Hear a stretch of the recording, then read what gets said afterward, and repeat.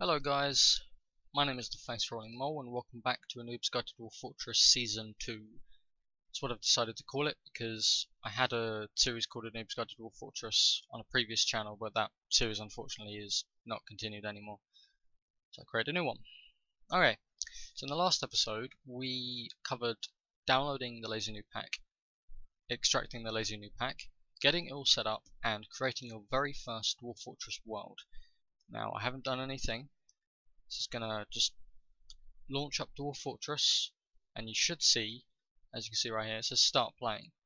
So just press enter on that. Now there's 3 game modes, well 2 technically and 1 that you can just sort of look around in. There's Dwarf Fortress mode, which is the mode that we're going to be playing. It's you take 7 dwarves and you embark in an area with limited supplies and maybe a couple of animals and stuff like that. And you have to survive and thrive sort of off of what you bring with you and off of the land.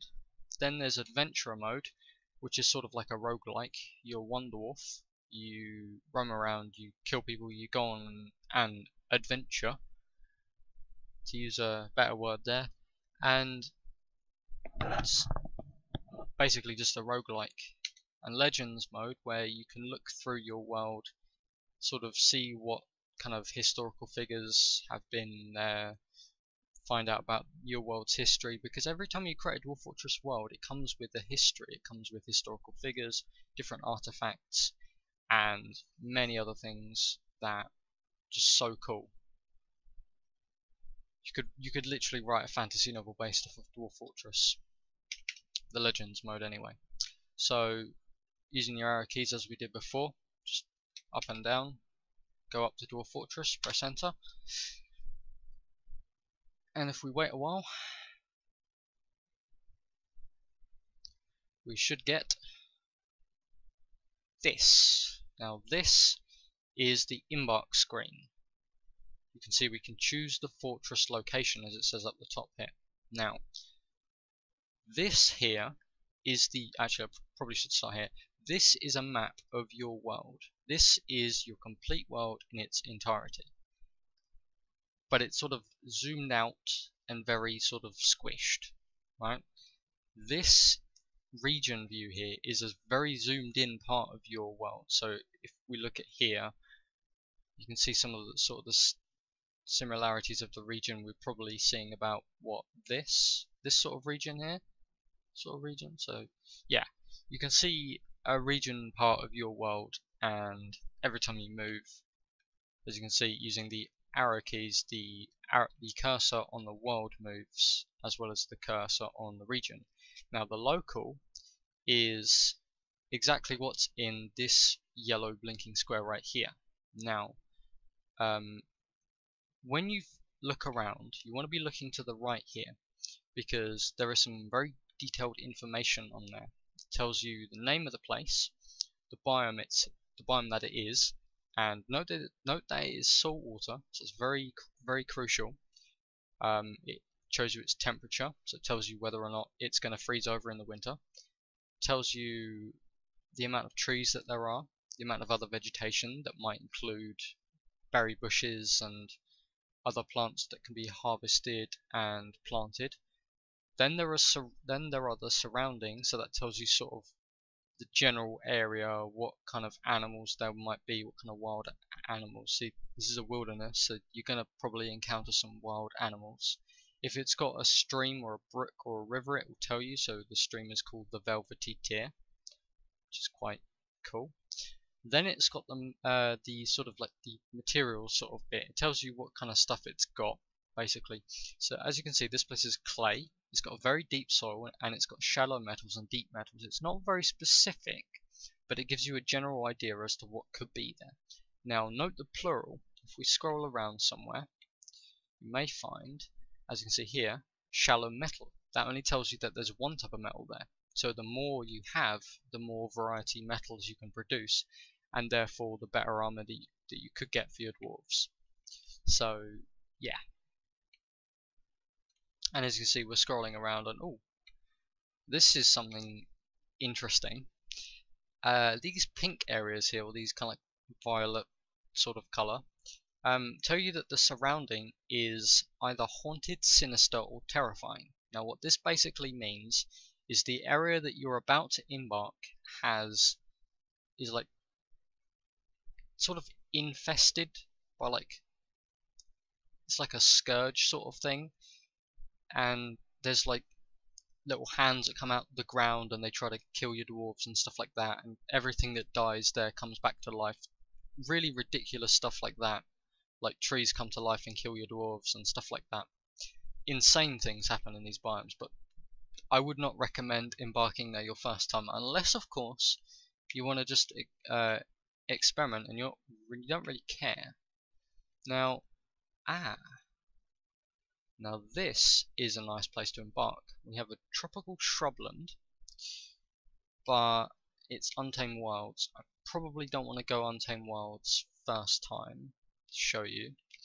Let's move around a bit more. Let's find a better place to embark. Perhaps come up here. Okay. Probably want to go somewhere that's calm. So somewhere up here is probably calm.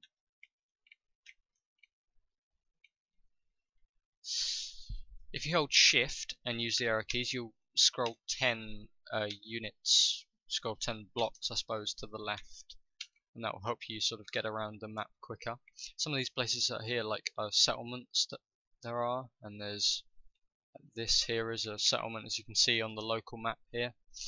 Don't want to embark there, otherwise you'll be right in the middle of a dwarven or worse, a goblin settlement, so you'll be screwed then. Hey,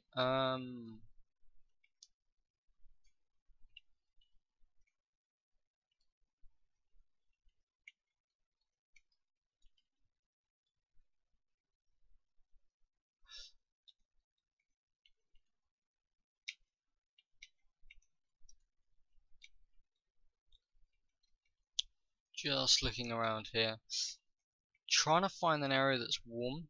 I'll tell you why, because the water doesn't freeze in warm biomes, so yeah, I think this would be the perfect place to embark right here. We got a tropical shrubland, it's nice and warm. We got shallow metal, which doesn't really then matter that much. We definitely got some deep metals, which I'm excited to start digging already. And we got fluxstone as well, so we can make some flux metals, which is great for if we have an abundance of them. So, when you're ready, you can also change the size of the embark here. As you can see the local screen here, there's a 3x3 grid of tiles, and that shows you the area that you're going to embark. If you press the U, M, H and K keys, so H goes left, U goes up, K goes right and M goes down, you can move around your embark. If you hold shift and press U, you can make it up 1, K right 1, and then H to shorten it, and then M to shorten it that way. So you can make like a custom size embark. I'm just going to go with a normal size right now. There's also R for reclaim if that's your fortress already. If you go back in, if you lose your fortress to say a goblin invasion, you want to reclaim it back, or everybody dies in your fort because someone went on a tantrum spiral, then you can do that. Not going to worry about that though, just press E, and it's going to give you a warning, but you just want to press enter now. Now this is where I would say don't go with these, because they generally aren't that great. They're not very optimized. I'm going to teach you how to optimize your embark. So just definitely don't go play now, because you won't have anything. But press down one and press enter and prepare for the journey carefully. Now this is where we get to assign skills to our dwarves, assign skills or jobs, and we also get to bring items of food, materials and stuff with us for making stuff. So I'm going to do what will probably be one of the most efficient ways you can optimize your dwarves. So if you want to follow along, just to go onto this bit on the side here where you can add or remove skills to your dwarves, just press the right arrow key, and that will take you from, that will give you this dwarf right here, so he's highlighted in a slightly brighter white, and you'll be able to edit his skills.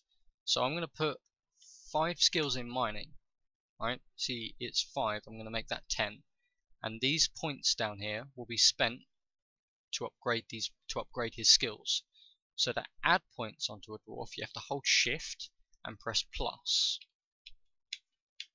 So now I've made him a proficient miner. Now, if I press left and down, you can see that this dwarf has completely different skills. Like I need to assign him different skills, and you can also see that the number of points has gone down. So that is very nice to know. So what else do we want to make this miner? I think I'm going to make this miner a engraver.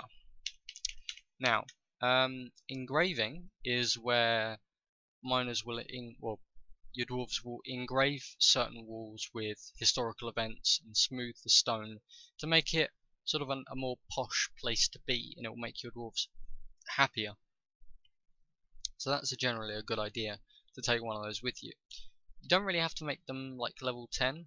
You could make them level 8 if you wanted to. I'm probably going to do that just to save some points. So I'm going to do the same to this guy. Make him a proficient miner and an engraver up to point level 8. So these two dwarves are exactly the same. Next guy I'm going to make a woodcutter. Wood is very important material to gather. Also going to make him a carpenter, and I'm also going to make him an axeman. Yeah, I'm going to make him an axeman because I'm going to need someone to be just sort of a starting military. So the axeman is on the second page. Use the up and down arrow keys to get to him. And next guy is going to be my mason. He's going to be dealing with all my rocks. And I'm also going to make him a mechanic down here. And I'll explain what all these do in a minute if they don't seem self-explanatory.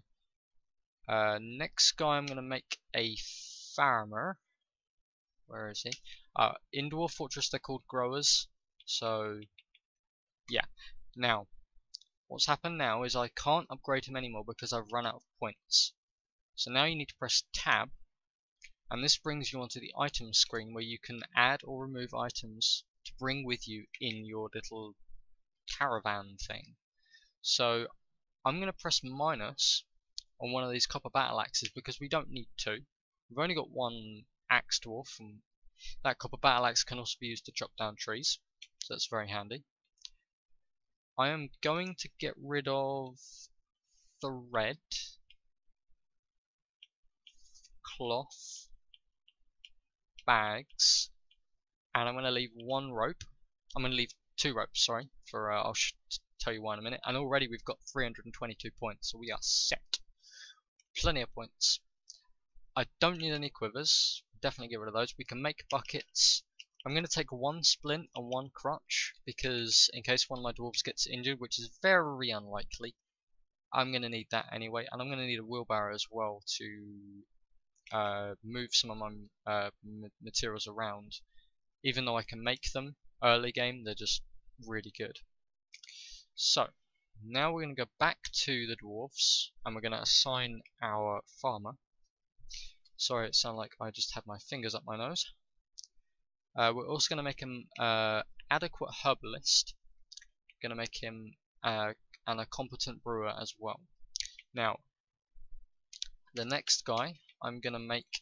Oh, didn't mean to do that. Next guy I'm going to make a armor smith, metal smith, furnace operator, wood burner, and weaponsmith. I'm going to make him adequate in all of those.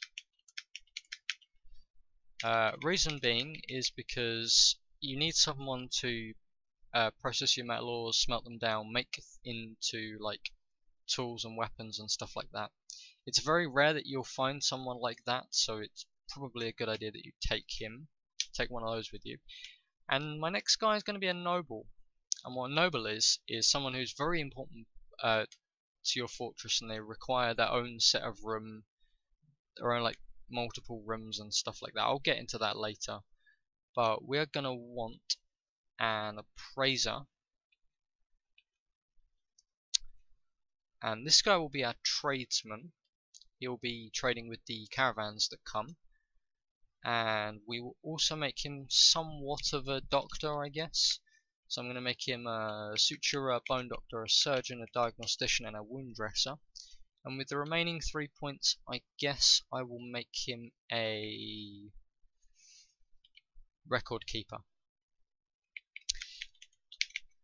Make him a better appraiser as well. Now I would say these dwarves are very, very optimized. So let me go through what I've got. We got a miner, very important for digging stone and digging up ores. We got an engraver, very good for keeping our dwarves happy. Got 2 of those. We got a woodcutter and a carpenter, and an axeman, very important for making beds, making barrels, making bins to store things in. Very important guy to have. We got a mason mechanic, very important for making doors, mechanisms, and I'm actually going to take 1 point off of masonry and mechanic to make him a stonecrafter. Stonecrafter is going to be your money maker. This guy is going to take all your useless rocks that are lying around your fortress that your miners have dug up and make them into some nice shiny things. So yeah, I would even arguably take off 1 point in mechanic and make him a better stonecrafter. Right, so now we have 283 points, to spend on some stuff. What do I want to get? Okay, I'm going to want to get some plump helmet spawn. Now, plump helmets are like mushrooms, and they brew into a certain alcohol which dwarves stereotypically need. Not just stereotypically, in the game they need beer, otherwise, or some form of alcohol, otherwise they will have deprivation or whatever. If they don't have alcohol, they're screwed basically. So we're going to need to be able to produce alcohol, which is why I also got that brewer as well. That's a very important part of your fort. Pigtail seeds are generally sort of cloth making. If I do eventually get someone who is good with cloth, I will probably start planting pigtails, but I won't plant them just yet.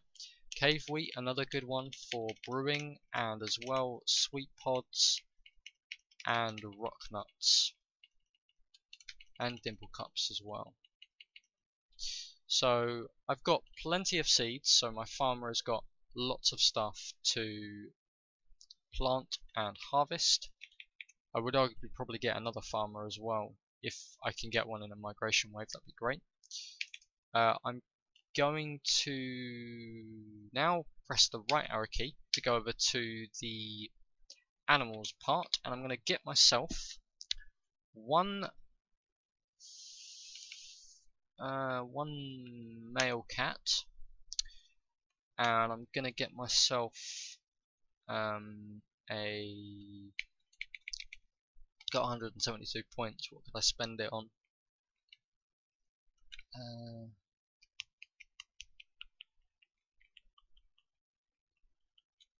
Probably going to get a war dog of each gender, and I'm going to get my dwarves a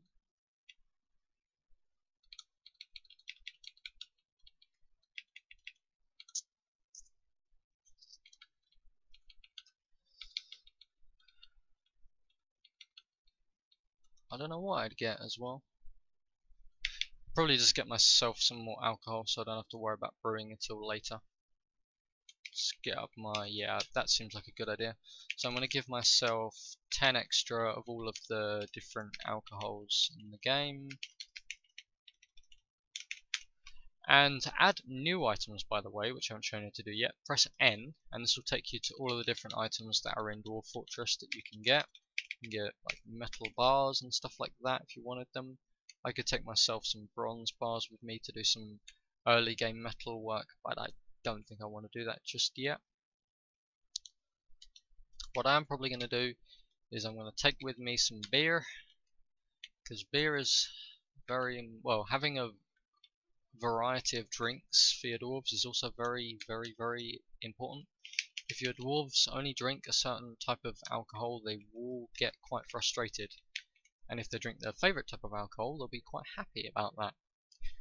So I think we're ready. We've got every dwarf kitted out. We've got plenty of booze and seeds to become self-sustainable, which is a very important part of Dwarf Fortress. We have 2 war dogs, which are going to be our early game fortress defense, and also scouts for any snatchers which come to steal your dwarven children. And we also have a cat, which is going to be used to kill vermin. So, when you're ready, press E. Just going to double check about everything, make sure everything's correct. Yep, E, embark. And wait a couple of seconds. You have arrived after a journey from the mountain homes into the forbidding wilderness beyond. Your harsh trek has finally ended. Your party of 7 is to make an outpost for the glory of all of Lizatnish. There are almost no supplies left, but with stout labour comes sustenance, whether by bolt, plough, hook, provide for your dwarves.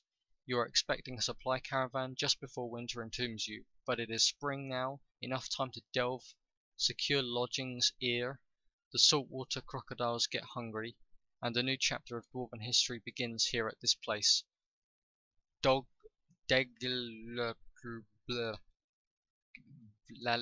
Lanced strike the earth.